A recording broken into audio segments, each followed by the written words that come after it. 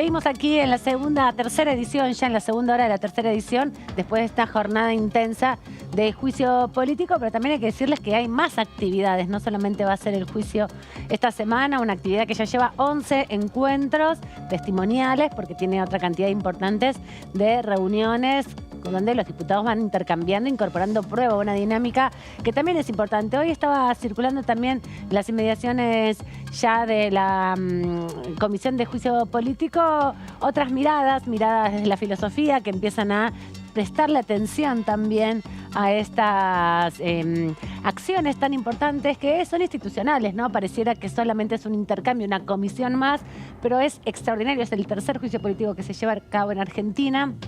Los juicios políticos en nuestro país fueron principalmente hacia los miembros de la Corte Suprema de Justicia, entendiendo sobre todo esta situación, ¿no? Donde las autoridades del máximo órgano del gobierno y también de incluso los propios diputados y diputadas de la Nación y senadores tienen renovación de sus bancas, ¿no? Tienen renovación de sus cargos a partir de la voluntad popular. En cambio, los jueces se permanecen desde que son nombrados hasta que tienen 75 años. Y sobre todo en este país tenemos la experiencia que más allá de los 75 continúan aún. Pueden quedarse. Hasta llegar a los 100, pueden ponele. quedarse más tiempo, exactamente. Hasta ahora pasa eso. Y ahora hay 4 miembros de la Corte, de los cuales uno, Juan Carlos Maqueda, que hoy fue mucho tiempo nombrado, en un año se tiene que jubilar también. Exactamente. Y en un contexto también en donde hay una mora importante del Ejecutivo y también del Congreso de la Nación, porque el sillón de Elena Hayton de Nolasco ya hace 1 año y 6 meses que está vacante. Está vacante. No ha habido márgenes para poder buscar algún acuerdo, tampoco en el oficialismo para poder cubrirlo. Y no. No es la única mora, hablando del Poder Judicial, también la otra gran mora tiene que ver con el Procurador General de la Nación, otro puesto vacante en manos en forma histórica por un interinato tan largo como el que detenta actualmente Eduardo Casal al frente del Ministerio Público Fiscal, una de las estructuras más verticales del Poder Judicial, ¿sí? Lo que explica también ese nivel de poder que tiene quien está al frente del Ministerio Público Fiscal. Bueno, no, y a eso sumarle los juzgados federales vacantes, los jueces que están subrogando otros juzgados en Comodoro Pi, en otras dependencias del país. Ahora, de abajito hacia arriba, bueno, hay algunas moras que han quedado más en evidencia a partir de la crisis de seguridad en Santa Fe y hay otras que han quedado en un incómodo segundo plano y que tiene que ver con eso, con la vacancia. Sí. Y el mal funcionamiento del Consejo de la Magistratura hay que sumar a todo esto. Por lo menos poco. Las dificultades que hay hoy por hoy con el funcionamiento del Consejo de la Magistratura, más cuando una de las cosas que se planteaban es que si estaba el presidente de la Corte Suprema de Justicia al frente del Consejo, como está actualmente, y se volvía a ser integrado por 20 integrantes, que eso de alguna manera se planteaba como que iba a ser la herramienta para modificar el funcionamiento del Consejo de la Magistratura y hasta ahora no se vio ese cambio. Y además también recordemos que la semana pasada, cuando en el Senado se aprobó la ampliación de la justicia de la provincia de Santa Fe, la justicia federal, también se nombraron una serie de jueces federales y defensores y fiscales, tanto para el distrito de Santa Fe, algunos para la provincia de Buenos Aires y algunos para la provincia de Córdoba. Pero hubo una cantidad de 8 miembros del Poder Judicial frente a otros 40 o 32, podríamos decir, si restamos estos 8, que tienen el acuerdo del Senado hace ya más de un año y no logran llegar al recinto, ¿no? Entonces hay una decisión ahí, una parálisis importante que, bueno, nos develó al principio de este año también la separación de 4 integrantes del Frente de Todos, la tensión real que hay en ese cuerpo, ¿no? Que tiene que decidir estas grandes decisiones, ¿no? Totalmente. Sí. Otra situación en la Cámara Alta, especialmente desde el impacto inicial que generaron las elecciones de medio término, las últimas elecciones de medio término, que originaron que el oficialismo corriera el riesgo de perder el quórum, que lo pudiera sostener solamente por aliados, en algunos casos que han sido muy claves, como el caso de Alberto Beretilnec, gobernador electo nuevamente de Río Negro, Magdalena Sonari Quintana, otra figura muy importante, otra dadora de quórum, que le ha permitido al oficialismo transitar esta debilidad. Lo cierto es que antes de la finalización del año pasado y durante este verano, bueno, el cisma que afrontó el Frente de Todos a partir de la decisión de 4 integrantes de armar un espacio propio y articular con el bloque Córdoba Federal, bueno, ha cambiado por completo la aritmética de la Cámara Alta. alta, y eso indudablemente tiene un impacto directo en cuestiones de administración de la justicia, especialmente lo referido a los pliegos. Entonces, si este juicio político sigue, si se van desarrollando las cosas como vienen, bueno, el año que viene, ya con la doctrina Schifrin, no debería el juez Maqueda poder repetir la instancia de otros jueces de la Corte de mantenerse más allá de los 75 años en su cargo. Una acordada que decidieron, una decisión que tomaron ellos mismos, ¿no? Bueno, se pueden cambiar. La Corte quedaría con 3 miembros. Que todavía puede funcionar, pero 3 miembros de los cuales uno está peleado con 2. Entonces es muy difícil. La guerra de los desempates o la parálisis. Y si bien puede funcionar...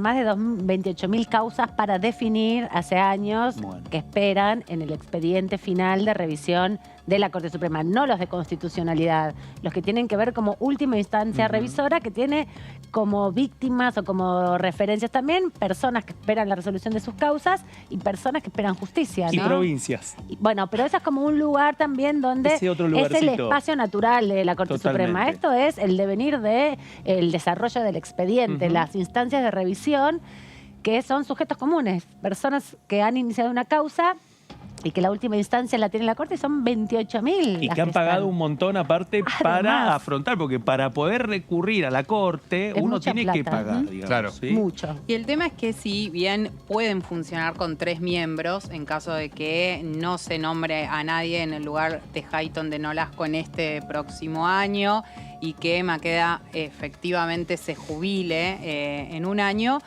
la verdad es que con 3 miembros y es más difícil también para poder argumentar los fallos que lleven adelante. Si bien se puede, estamos hablando solamente de 3 jueces, que queda en manos de 3 jueces la resolución de muchísimas causas. Vos decías 28.000, ¿no? Sí, son alrededor de 28.000. Bueno.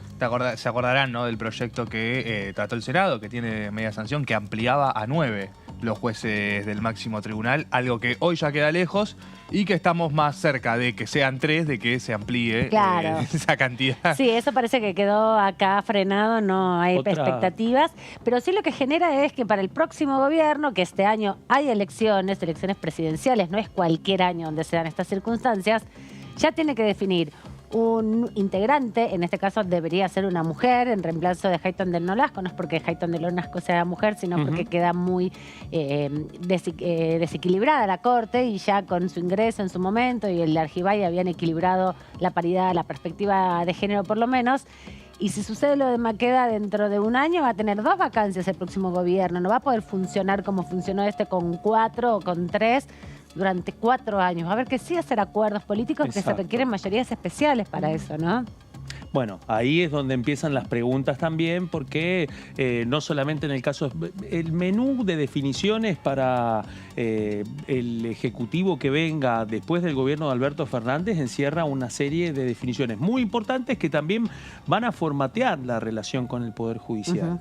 Y eso no es un tema menor, porque en el caso de lo que ustedes bien estaban diciendo respecto a que quedarían 3 cortesanos, quedarían 3 cortesanos muy cuestionados. Muy debilitados, ¿no? A partir de también todo lo que se viene denunciando en la Comisión de Juicio Político. No se trata de 3 jueces cualquiera, sobre todo en el caso de Rosati y Rosenkrantz, que son los más cuestionados en distintas causas. Veíamos el tema de lo que tiene que ver con la obra social, también en todo lo vinculado al 2x1, hay el Consejo de la Magistratura, bueno, hay muchísimos temas.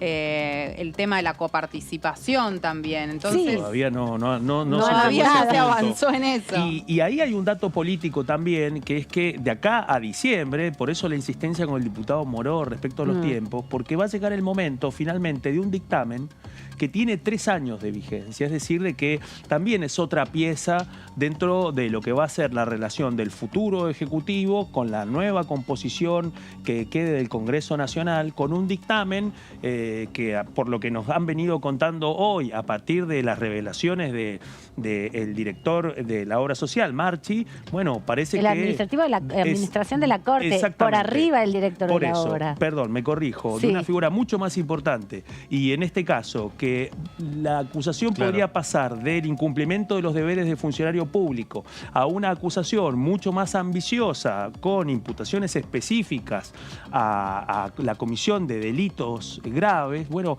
es otra situación, Exacto. otro motor finalmente para que se defina el dictamen, que, insisto, no es un dictamen más, que tiene 3 años de vigencia. Y vuelvo Sí, un poco y que a lo necesita mayorías especiales para su aprobación, tanto en diputados como en Exactamente, Senado. va a ¿no? estar ahí, a la espera. Va a estar hasta el momento indicado Exactamente. y hay que decir que le caen 2 cambios legislativos, el del Exacto. 23 y el del 25, ¿no? Que Exactamente. tiene también esa posibilidad de ir construyendo un espacio y un Totalmente. tablero de Sí. Bueno, en este acción. contexto para algunos dicen, bueno, pero esto condiciona a la Corte. Otros dicen, no, directamente esto no condiciona a la Corte. Lo que hace es mostrar la realidad actual de la Exacto. Corte sobre algunos temas. Perdón la No, interrupción. vuelvo a lo que nos contaba Moró, ¿no? A la importancia de que lo que tiene para esta comisión no es trazar un fixture en lo comparado con el campeonato del mundo, ¿no? Diciendo, bueno, esta va a ser la fecha de llegada, sino la búsqueda de resultados. Exacto. Y en lo que se van encontrando jornada tras jornada. Digo, creo que Marchi va a ser el primer, corríjame si me equivoco, pero creo que es el primer testigo que vuelve a ser citado, Sí. esta vez para que amplíe, no para que se presente con los casos que no se han Para que hable presentado. mucho más de lo que ya habló. Exacto, Así para que es. se embuche más de todo lo que ha dejado. Bueno, Sí. ya saben, el próximo jueves, no el martes, el jueves 4, finalmente a las 11 de la mañana, la nueva convocatoria de este proceso de juicio político contra los 4 integrantes de la Corte Suprema. Se está analizando justamente los desmanejos y los presuntos delitos en la administración de la obra social del Poder Judicial de la Nación, que afecta, que tiene como asociados a más de 100.000 personas en todo el país, que vienen además denunciando desde 2008 hasta el momento muchas de estas irregularidades en sede judicial. Hay causas judiciales, también penales y civiles en la justicia argentina. Pero ya cerrando un poco este tema, queda todo esto expuesto. La semana que viene con Marchi ya confirmado y otros que hoy no se pudieron hacer presentes en la audiencia de testigos del día de hoy, y mucha documental que ustedes como siempre pueden revisar, leer, entrar y también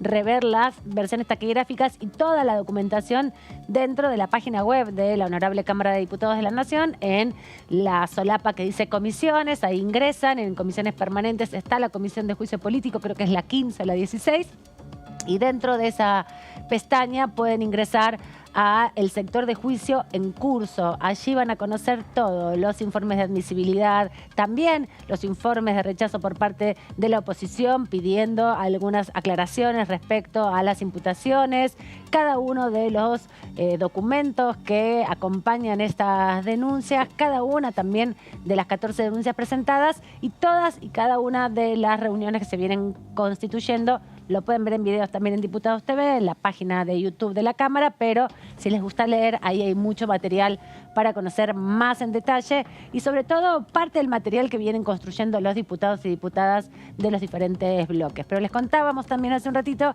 que hay más comisiones, lo anticipaba el diputado Valdés. Mañana hay 2 reuniones muy importantes, en una ya nos anticipó Valdés que va a haber dictamen. Si les parece, repasamos lo que va a estar sucediendo el miércoles 26. A partir de las 2 de la tarde va a ser la reunión de cultura. Esta comisión la preside el diputado de la oposición Lombardi, Hernán Lombardi. Hernán Lombardi.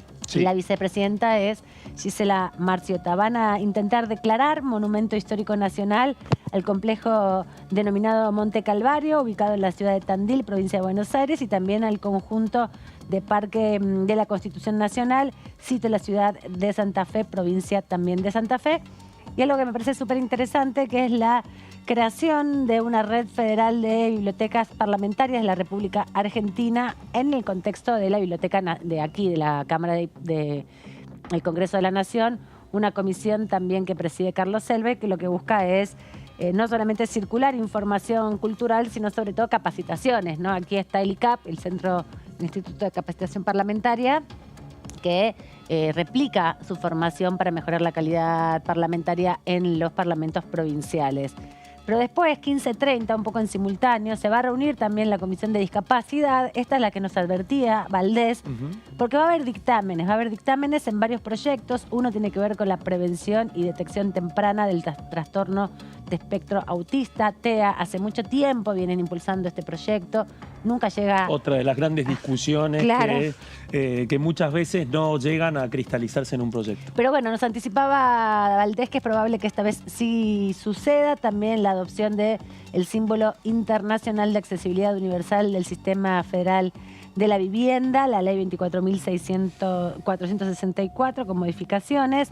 y otros que tienen que ver, por ejemplo, con el sistema de prestaciones básicas en habitaciones y rehabilitaciones integrales a favor de las personas con discapacidad, proyectos de resolución y también de declaración. Lo que me parece que va a concentrar mucho la atención, no solamente porque es jueves 27, que todo el ámbito político, sobre todo el oficialismo, va a estar concentrado en lo que suceda con la clase magistral de Cristina Fernández de Kirchner, tipo 6, 7 de la tarde, en el Teatro Argentino de La Plata, sino más temprano, a las 12, ya está confirmada la Comisión de Legislación General.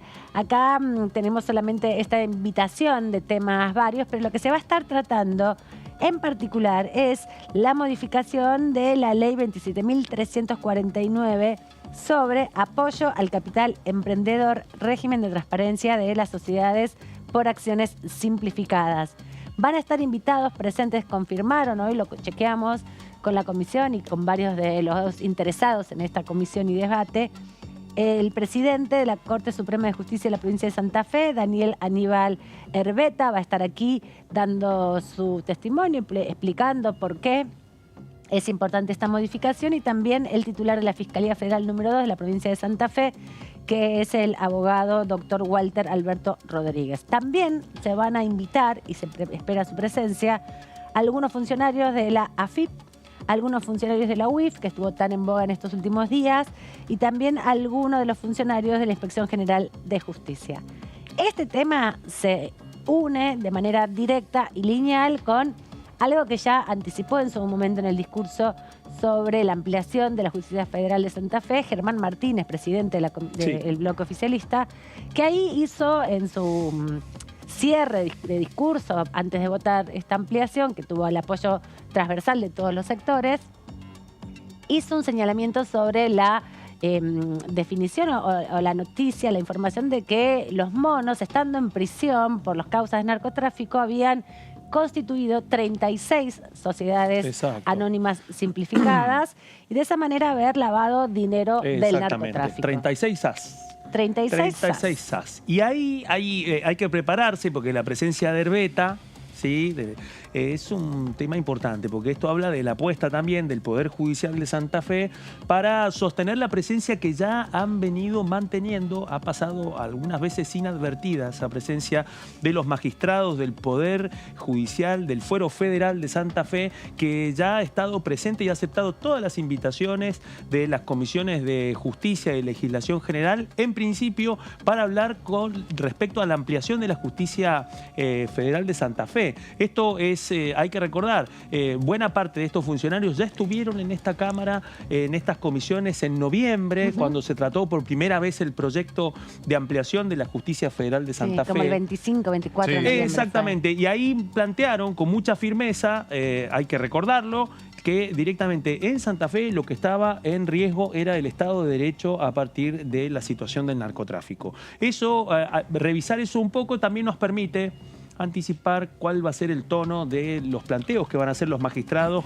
a partir de este tema que muchas veces, muchas no vinculan con la cuestión del narcotráfico ni tampoco con la ingeniería financiera que utiliza el narcotráfico para este tipo de operaciones delictivas. Parece que por primera vez habría acuerdo para poder avanzar con este tema, también motorizado por la situación en Santa Fe. Sí, hubo algunos cuestionamientos por parte de Juntos por el Cambio con esto, ¿no? Porque es una ley que impulsaron ellos. Exacto. Claro. Era todo hubo algunos muy cuestionamientos sobre este tema. No, quería agregar esto, ¿no? La importancia de que vuelva a tratarse y sí, la insistencia, ¿no? Del oficialismo para convocar a la Comisión de Legislación General en un contexto donde una comisión que quedó medio expectante, ¿no? De un nuevo funcionamiento por el tema de ley de alquileres. Estuvo muy en boga en estos días. Sí, que estuvo muy en boga, pero finalmente, bueno, pareció que mucho más que eso no avanzó y sí, Lucas Godoy retoma esta actividad a partir del miércoles con los invitados que contaba Claudia recién. Sí, algo importante también que decir, no solamente fue Germán Martínez quien hizo referencia a las sociedades anónimas simplificadas, que advirtió esta constitución de 36, justo con personas que estaban detenidas, privadas de la libertad. También lo hizo Cristina Fernández de Kirchner en su última aparición, hablando de la ruta del dinero del narcotráfico. Dijo específicamente, busquen el dinero en los countries, en los lugares de lujo y no sino en los barrios populares, Sí. porque esos son los perejiles del asunto, no en esas palabras, pero bastante en referencia. Pero también hay sobre la mesa un debate que ya instaló el senador Oscar Parrilli. En el Senado de la Nación ya se discutió la modificación del régimen de la SAS. Hay una media sanción, pero esto es un proyecto presentado por el jefe del bloque oficialista, Germán Martínez, junto con la secretaria parlamentaria, Paula Penaca, así que hay una buena parte del bloque que ya viene acompañando esto. No buscan modificarlas, como sí busca Parrilli en su proyecto original, que está también aquí a la vista en la comisión, sino principalmente mejorar los mecanismos de control. Y por eso es tan importante la figura de quien venga en representación de la Inspección General de Justicia, porque es allí donde se tiene que profundizar el control, es en ese instituto de administración de sociedades anónimas y también de sociedades de responsabilidad social, donde se tienen que profundizar los controles de seguimiento de estas sociedades de acciones simplificadas que venían con el cuento de promover el desarrollo de emprendedores. Y para no meterse mucho en el embarullamiento, evitar los trámites. Claro, tratar de mejorar los controles de parte del Estado, que es lo que el Congreso en definitiva puede hacer, ¿no? Profundizar. Pero lo que quieren mostrar es cómo una herramienta que se presenta como una facilitación de una actividad privada, personal, individual, termina siendo un mecanismo... Tiene un lado B. Tiene Claro. un lado B. Tiene un lado B que esta es otra discusión. Un lado B que muchos se preguntan y dicen, bueno, pero ¿no vieron ese lado B en ese momento? Claro. Cuando lo impulsaron. Y el otro tema también, el rol de la IGJ, ¿no? Exacto. Un lugar que históricamente en la Inspección General de Justicia, un lugar inexpugnable, una fuente de información que no hay forma de calificarla por la información que tiene ahí, pero la dificultad para poder accederla y las dificultades también de acceso a la información pública para poder conocer algunos contornos especialmente de la IGJ. Vamos a repasar lo que decía más temprano el presidente de la Comisión de Legislación General, Lucas Godoy, que va a tener que llevar adelante la organización de esta primera comisión informativa que se va a dar el jueves a las 12 del mediodía para modificar las sociedades anónimas simplificadas. En una reunión informativa por un proyecto que firma el presidente del bloque, el Frente de Todos, Germán Martínez, Paula Penaca y la presidenta de la Cámara, Cecilia Moró, básicamente para discutir, poner en discusión, en la mesa de discusión, lo que tiene que ver con la regulación de las SAS, las sociedades anónimas simplificadas, básicamente, ¿no? A partir de una serie de investigaciones. Ya lo veníamos, perdón, ¿no? Vuelvo un poco para atrás. Sí. Lo discutimos en su momento porque hubo una media sanción del Senado para lograr una mayor regulación sobre estos tipos societarios, básicamente para que no sirvan como instrumento de lavado de activos, por ejemplo. Claro. En aquellas circunstancias, en el marco de una investigación de la IGJ, se mostraban cómo se utilizaban, no hay que generalizar, no todas, porque han sido un buen instrumento de facilitación o de facilidades, que brindió facilidades para emprendedores, pero en ese momento mostraban cómo algunas se conformaban y al otro día, acordate que se conforman con 2 salarios mínimos vitales móvil, y al otro día compraban propiedades por $500.000, por $1 millón. Bueno, en el caso de la investigación... Siempre hay gente con capacidad de ahorro, diputado, siempre. Sí, pero en este caso están destinadas para emprendedores con 2 salarios mínimos y al otro día aparecen inmuebles por miles de dólares.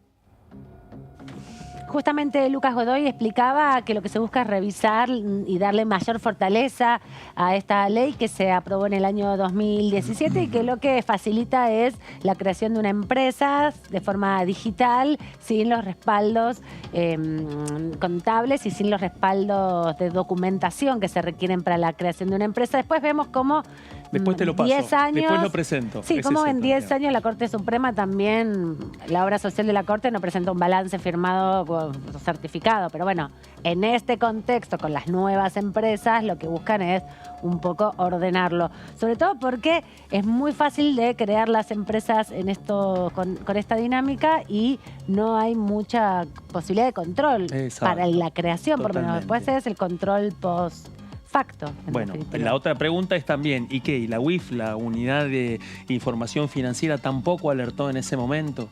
Bueno, ahí es otro de los planteos que hizo Cristina Kirchner en creo que fue su última aparición pública respecto, o la anterior, hablando del narcotráfico. Vos recién hablabas de eso, Amanda.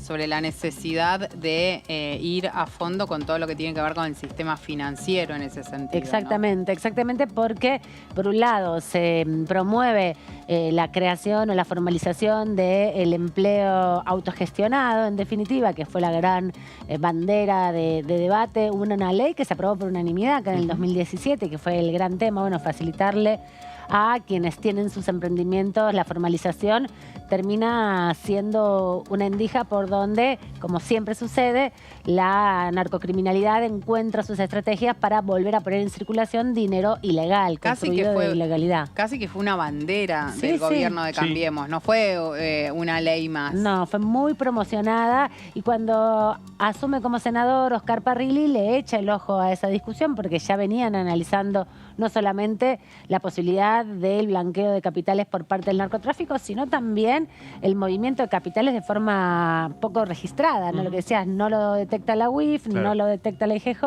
es un montón de capital que se moviliza dentro del país de manera poco segura y que también da cuenta de estrategias para la evasión, no solamente para el lavado de dinero, sino también para la evasión fiscal. Otras cosas también dijo Lucas Godoy hoy a la mañana. De hecho, hubo informes de organismos internacionales, y hay todavía, respecto de distintos tipos societarios, entre ellos las SAS, y su facilidad en la conformación, pero también no solamente en lo que tiene que ver con lavado de activos, sino en arrebatarle, por ejemplo, la masa patrimonial a los acreedores. En esto también se han utilizado mucho. Es un instrumento interesante. Yo no digo que sean utilizadas todas para estas actividades ilícitas. Lo que precisan es de un control, básicamente, por parte de los organismos públicos. Además, el control de las sociedades varía de acuerdo a las provincias, le corresponde, es competencia provincial. Aquí en Salta, por ejemplo, lo tiene el Registro Público de Comercio, que está en cabeza del Poder Ejecutivo. Hay otros lugares donde ese registro se encuentra en el ámbito, en la órbita del Poder Judicial. Va variando provincia por provincia. En su momento las SAS, en lo que era la región en lo que era Ciudad Autónoma, provincia de Buenos Aires, estaban inscritas en el Ministerio de Modernización, y la Inspección General de Justicia no tenía mecanismo de control sobre las mismas, porque se inscribían en el Ministerio de Modernización. Bueno, hoy han pasado ya la órbita de la IGJ, pero precisan, sí, de esas herramientas de control para evitar justamente que se transformen en sociedades con facilidades para blanquear capitales o para que sean instrumentos de distintos tipos de ilícitos. Le contaba que en una investigación del fiscal de Santa Fe, que va a concurrir a la informativa, esa investigación llegó a comprobar que esta banda de los monos había conformado diversas sociedades justamente para lavado de activos provenientes de la narcocriminalidad. Nosotros básicamente lo que queremos no es eliminar el instrumento, no es eliminar esta herramienta que en términos generales es positiva, sino brindarle de mayores controles y que esté destinada básicamente hacia los sujetos para los cuales se ha conformado, que tiene que ver con emprendedores, ¿no? Esto sí es importante, porque conformar una sociedad no es nada sencillo, y estaba legislado para que se brinden mayor fluidez a personas que buscaban desarrollar su emprendimiento y, por supuesto, contar con una figura societaria distinta a las personas humanas, básicamente. Entonces, si nosotros podemos garantizar eso, brindarles de mayor, a través del registro de emprendedores, y brindarles mayores condiciones de control, me parece que podemos fortalecerlas. Escuchábamos justamente un anticipo de lo que vamos a ver el día jueves al mediodía a partir de esta reunión de comisión que buscará revivir y reinstalar nuevamente el debate en torno a la situación de la provincia de Santa Fe, principalmente de la ciudad de Rosario, respecto a la narcocriminalidad, que un poco salió de agenda en las últimas horas. Va a volver a la agenda con el contexto electoral, ¿no? Ahora han pasado...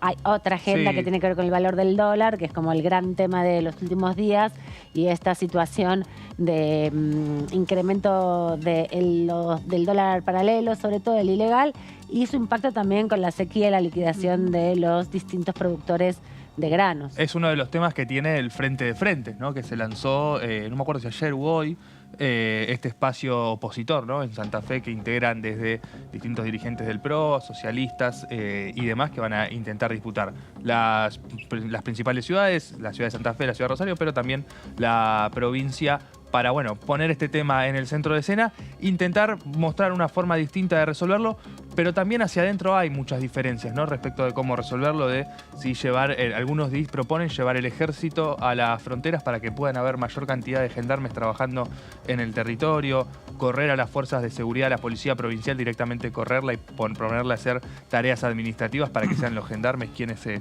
encarguen de ese territorio. Bueno, y en el medio de todo eso también aparece la justicia como un actor más de los que pueden llegar a ser los canalizadores de las denuncias, pero también los que puedan evitar muchos de estos casos que terminan en tragedias. Sí, recordemos que se amplió la cantidad de juzgados federales en la provincia de Santa Fe, instalando en algunas ciudades importantes más allá de Rosario y Santa Fe, otras ciudades como Rafaela, San Lorenzo, como lugares importantes también. Eso apaciguó, me parece, un poco la discusión, más allá de esto que vos marcabas, que hoy está todo centrado en la economía, en lo que tiene que ver con la suba del dólar, la inflación y demás.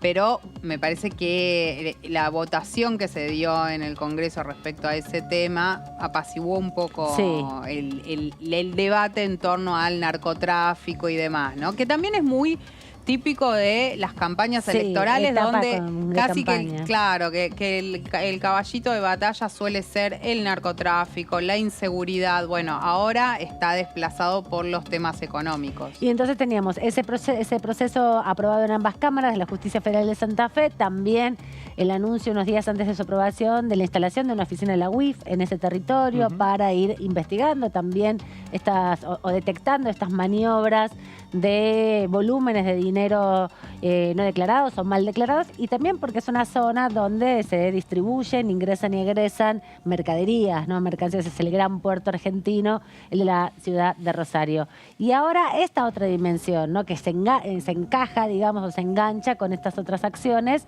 que es un poco más también inmediata, el control, la posibilidad de modificar las SAS para que haya mayor tema de control fiscal, sobre todo, y legal por parte de la Administración Central del Estado sobre posibles instancias de maniobras ilegales que son difíciles muchas veces de prever en el ordenamiento. Exacto. Empezó el hilado fino, digamos, de una serie de debates que han estado postergados. Entiendo también que en esta situación lo que ha surgido también es empezar a asumir los costos políticos de no sesionar. Creo que uno de los elementos que también originó que en la Cámara de Diputados el tono empezara a ser distinto con el desarrollo del periodo de ordinarias tiene que ver finalmente con lo que implicó la situación de la crisis de seguridad en Rosario, la incomodidad también para una oposición que hasta ese momento estaba insistiendo con mucha vehemencia de no bajar al recinto para absolutamente nada mientras avanzara el transcurso de la Comisión de Juicio Político. Y yo me pregunto, si no hubiera arreciado con tanta fuerza en la opinión pública internacional y nacional el ataque a la familia de Lionel Messi, yo no sé si habría sucedido tanto esfuerzo para acortar la agenda legislativa y empezar a asumir los costos políticos. Hasta ese momento, al menos de mi humilde percepción profesional, la oposición no había afrontado ningún costo político desde el año pasado, a partir de lo que tenía que ver con el desarrollo antes del juicio político, y ya cuando finalmente a principios de año el presidente Alberto Fernández utiliza su cuenta de Twitter para hacer pública una carta, toma el guante de lo que había planteado el diputado Leopoldo Moró en unas declaraciones radiales en donde decía que consideraba de que era el presidente Alberto Fernández quien tenía que ponerse al frente de un juicio político contra la Corte luego de las revelaciones que habían surgido de la filtración del presunto hackeo al ministro de Seguridad Marcelo D'Alessandro, ministro de Seguridad de la Ciudad de Buenos Aires. Lo cierto es que en el medio de esa discusión, en el medio de esa polémica, no había movimientos que implicaran de que finalmente pudiera reactivarse el recinto. De hecho, recién se pudo reactivar el 28 de febrero, cuando ya el último día del periodo de sesiones extraordinarias, también con otra paradoja, porque en ese momento, en el listado de extraordinarias, tampoco estaba el proyecto para la ampliación de la justicia federal de Santa Fe, ¿no? Digamos, fotos que muestran también, tanto para oficialismo y oposición, cómo empezaban a aparecer en la columna del debe el costo político de no sesionar en medio de una situación de este tipo. Y eso va arrastrando a que muchos proyectos de ley que ya hayan sido discutidos, incluso que tengan dictamen o que hayan obtenido dictamen el año pasado, perdieron estado parlamentario y tienen que volver a ser representados o ya lo han sido, están ahí en gatera para poder ser debatidos. Y frente a este panorama que marcabas, Claudio, bueno, es la posibilidad de acordar algo con proyectos ya existentes, aprobados en sus dictámenes para bajar al recinto. No quedan muchos en esa característica porque los que se están acumulando son más bien proyectos con dictámenes que generan tensión, ¿no? Exacto. Sí. Y ahí hay un tema que tiene que ver con los proyectos de discapacidad. Sí. Porque por fuera de lo que se espera mañana en la Comisión de Discapacidad, no hay que perder de vista lo que ha costado que se pueda promulgar, o sea, se pueda aprobar y sancionar el cambio en el certificado único de discapacidad. Ha sido un Tardó como 7 meses. 7 meses en donde directamente buena parte de los representantes de las personas con discapacidad empezaron a plantear esa incomodidad de lo que implicaba ser una persona con discapacidad hasta que le durara el certificado y cuando no, dejaba de serlo. Una paradoja que en el medio de esta discusión política también tuvo muchas demoras. Perdón, Gaby. No. Perdón. Dejaste sin palabras. ¿Quiere que repasemos los proyectos que están previstos para ser tratados? Digo, que tengan dictamen ya y que están en la lista, digamos, de las conversaciones. Porque también recordemos, como decía Claudio, el 28 de febrero se pudo dar la única sesión de extraordinarias. El 28 de marzo se pudo dar una sesión con varios temas importantes aquí, entre ellos la Justicia Federal de Santa Fe. Y recién la semana pasada también hubo una sesión en la Cámara de Diputados y se espera que el 17 de mayo pueda haber acuerdo entre los diputados. Pero repasemos algunos de los proyectos que todavía quedan para su debate aquí en la Cámara de Diputados, que tienen que ver justamente con estos puntos, ¿no? Uno tiene que ver con el fomento de la producción orgánica, uno de los proyectos que, si bien tiene dictamen, está listo para llegar al recinto, no hay todavía posibilidades de que avance en el sentido de su votación en la Cámara. Y es como interesante, ¿no? Sí, es como, me parece como una segunda etapa de lo que es el etiquetado frontal, ¿no? Pensando en términos de lo que es el consumo de alimentos. Porque muchos, bueno, ahora se está hablando mucho el etiquetado frontal a partir de esto de, che, ¿cuántos octágonos tiene lo que voy a comer? Sí. Hasta dos octágonos banco, hasta 3, 4, bueno, ¿cuánto? Una discusión en torno a ese tema. Y lo cierto que cuando se discutió el etiquetado frontal, lo que se planteaba es la necesidad, sobre todo, de poder que el consumidor esté informado de qué es lo que estaba consumiendo al momento de comprar algo.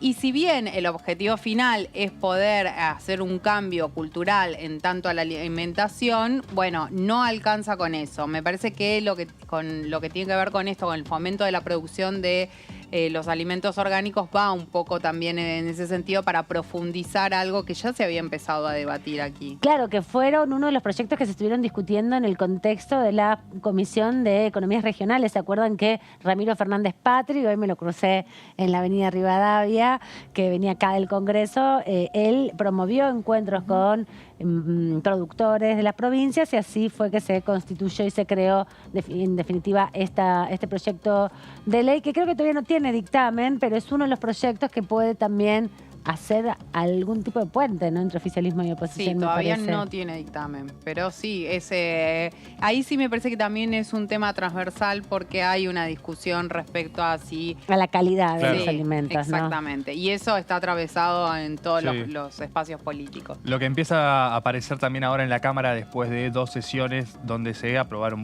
consensos, proyectos con distintos consensos ya trabajados previamente, es la necesidad, ¿no?, de renovar esa cartera de proyectos, mientras todavía siguen los debates muy tensos respecto a lo que tiene que ver con agroindustria, que se había planteado en la última reunión en la comisión, modificaciones ya acordadas, donde supuestamente había quedado todo listo para avanzar. Bueno, no es tan así finalmente, sigue demorado el proyecto, sigue demorado crédito suba, con ley de alquileres. Me estás spoileando todas las placas, te digo. Bueno, las podemos comentar con las placas si Pongamos querés. las placas, así vas viendo y vas pudiendo también compartir. Fe de Vida se aprobó en el Senado, por ejemplo, y Plan Ciencia 2030 tiene su dictamen, es el que le reclamaron en su momento al diputado Manes, que también me lo crucé en la avenida Rivadavia. Mirá. Hoy se ve que estaban todos paseando por la zona. Sí. Estaban todos rosqueando lejos de la Comisión de Juicio Público. Nadie iba a la comisión, sí, yo me los crucé. Todos en sus conciliábulos.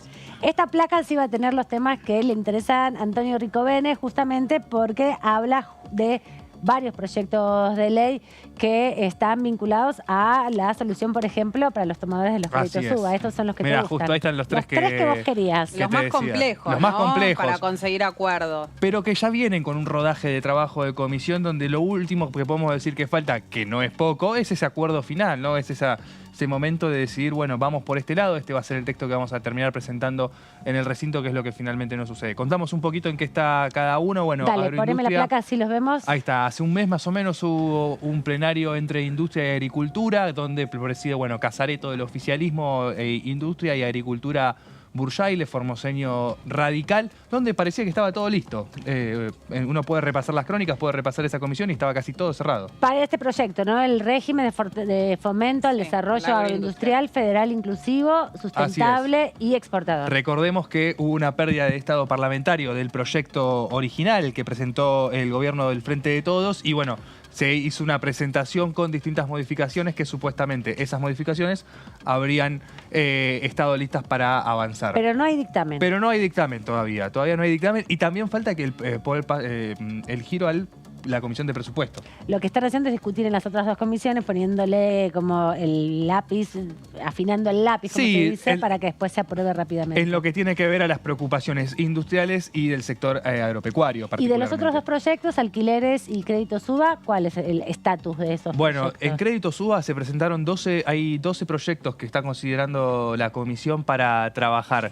El tema ahí es que son soluciones que proponen completamente distintas, es decir, se está haciendo un trabajo de orfebrería en los asesores para poder llegar a intentar trazar puentes entre las distintas iniciativas. El diputado que fomenta el trabajo en estas comisiones principalmente es el radical por Mendoza, Julio Cobos, pero por ahora es una comisión que viene funcionando sí como una salida, como una coartada al parate de comisiones que aparece, porque siempre se reactiva, siempre se está reactivando. Es una comisión que siempre está retomando el debate. Lo que pasa que 12 proyectos es muchísimo y como dice Antonio, son proyectos muy diferentes entre sí. Hay algunos que tienen coincidencias, en lo que tiene que ver tal vez de la conformación de fideicomiso y demás, pero en general son proyectos que es difícil ver cómo se va a poder canalizar en una sola iniciativa.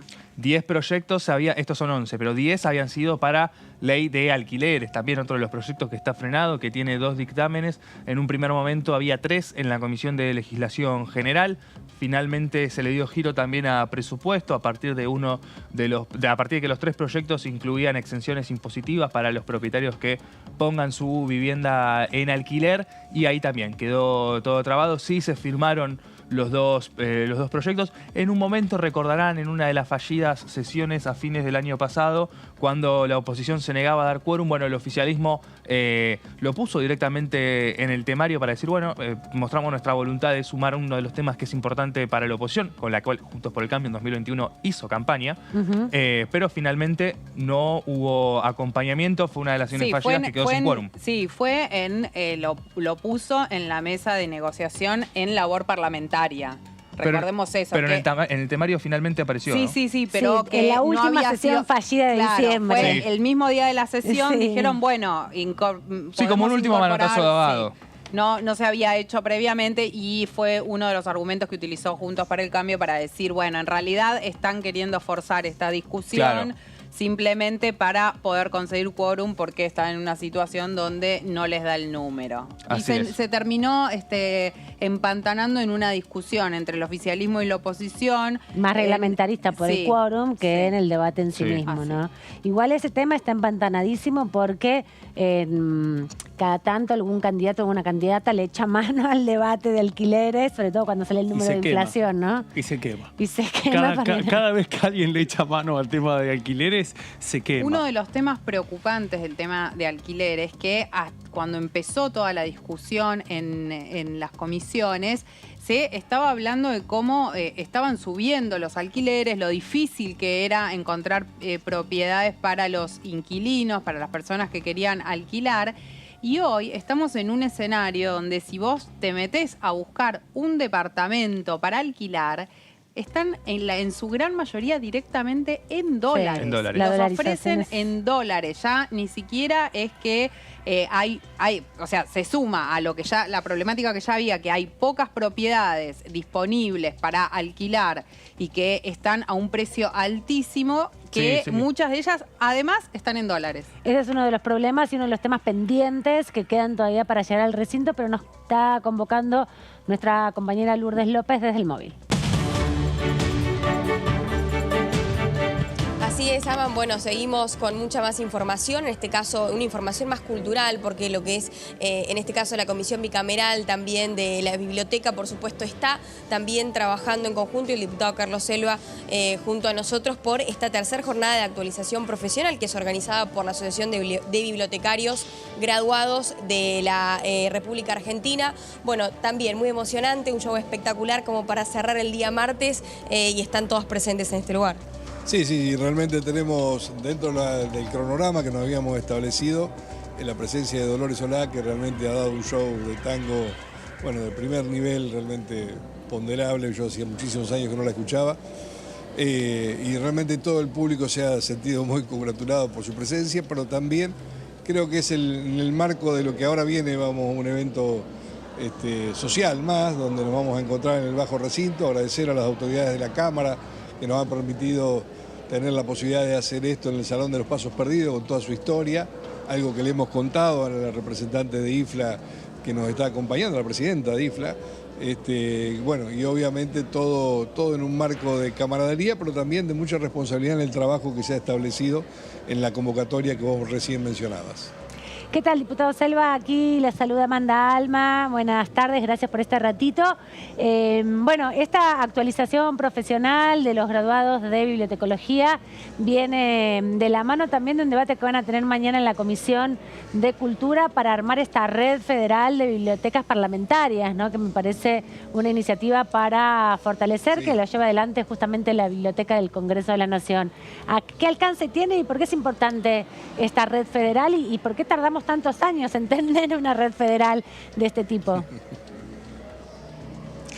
Bueno, te voy a contestar por lo último. Realmente cuando se hizo, y Mercedes fue anfitriona del encuentro internacional iberoamericano, porque lo hicimos junto con la OEI, la Organización de Estados Iberoamericanos, el encuentro de bibliotecas parlamentarias, que obviamente no solamente cuando se hace un convenio y se crea la red, se articula la información, se acercan propuestas, se nutre a todos de las experiencias de cada uno de nosotros. Bueno, de esa misma reunión que tuvimos, yo estoy un poco distanciado en el tiempo, fue antes de fin de año, bueno, surgió la iniciativa de convocar a todas las bibliotecas parlamentarias de la Argentina.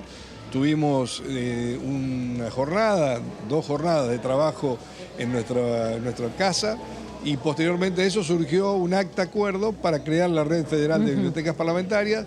De ahí, de ese acta acuerdo, de la cual suscribí, por supuesto, presenté un proyecto de ley que va a ser aprobado, si Dios quiere, mañana en la Comisión de Cultura, como bien mencionabas vos, y de esto le va a dar lo que decimos, el rango institucional a un intercambio de información, de experiencias y también volver a resaltar la necesidad de profesionalizar cada vez más la tarea del bibliotecario.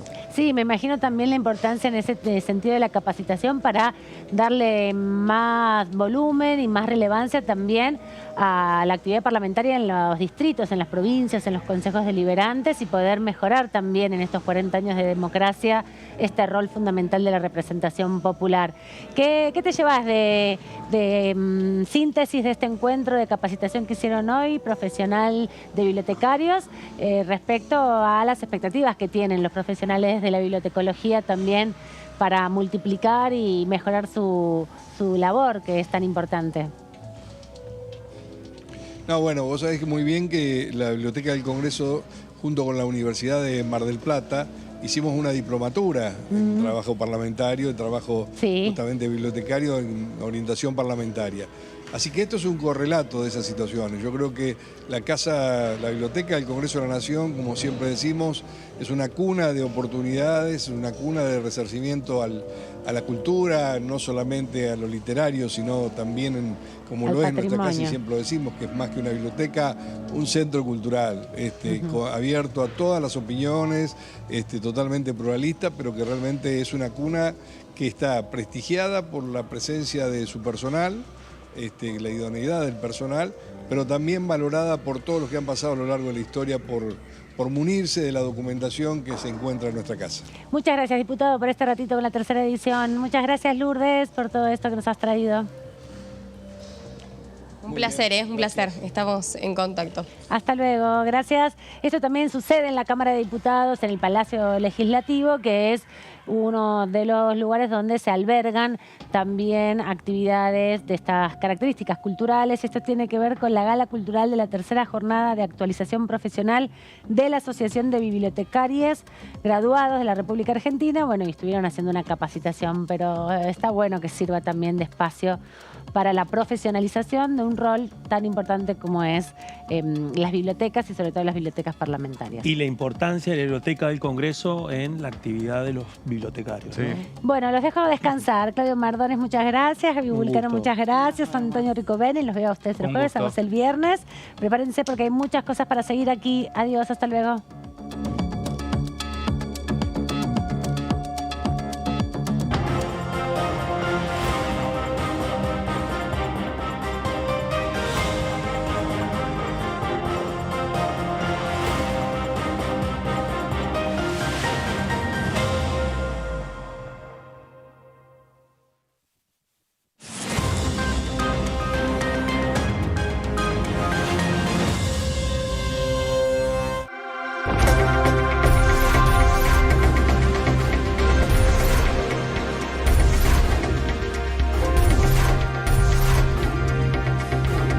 Ellos son tu voz en la primera edición. DTV, el periodismo en el Congreso.